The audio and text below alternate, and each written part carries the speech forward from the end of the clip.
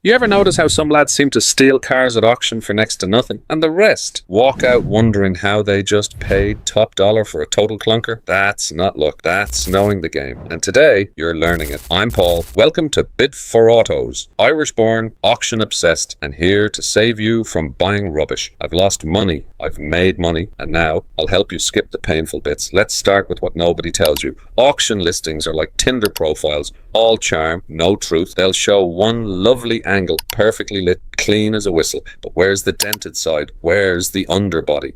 Exactly. Zoom in. Check the reflections. Wobbly panels often mean bad filler work. If the photos are cropped or weirdly angled, it's not by accident. If they only show one side of the car, it's probably because the other sides had a fight with a wall. Now, let's talk VIN. That number is the car's dirty little secret. Run it through Carfax or AutoCheck. Don't stop there. Google it. Facebook groups, Reddit threads. I once found a car that had been crashed in Texas, flooded in Florida, and rebuilt in Ohio.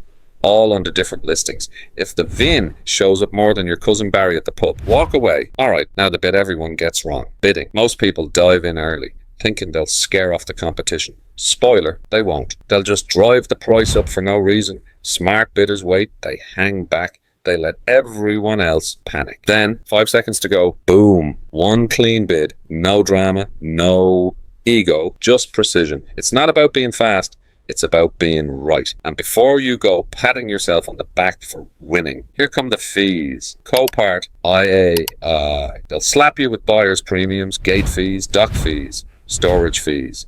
Honestly, I'm waiting for them to charge for air next. You win a car at $4,000, that car might cost you $5,500 once the smoke clears. So always calculate the full out the door price. Otherwise, your bargain turns into a lesson. Now, you can't test drive these cars, so inspecting them properly, that's your lifeline. Start with the seat bolts. Rusty, that car's been for a swim. Lift the boot mat. Water lines or dirt, run. Open the trunk, give it a sniff. Musty means flood, burnt smell, bad wiring, or worse. Check panel gaps. If one side's tight and the other's wide enough to park a bike, that's bodywork and probably bad bodywork. You're not just buying a car, you're buying a story. Make sure it's not a horror show. And here's the bit that separates the chancers from the pros. Know when to walk away. Don't fall in love with a listing. Don't get caught in a bidding war just to win. There's always another car, always. The best flippers don't chase. They pick, they wait, they strike when it makes sense.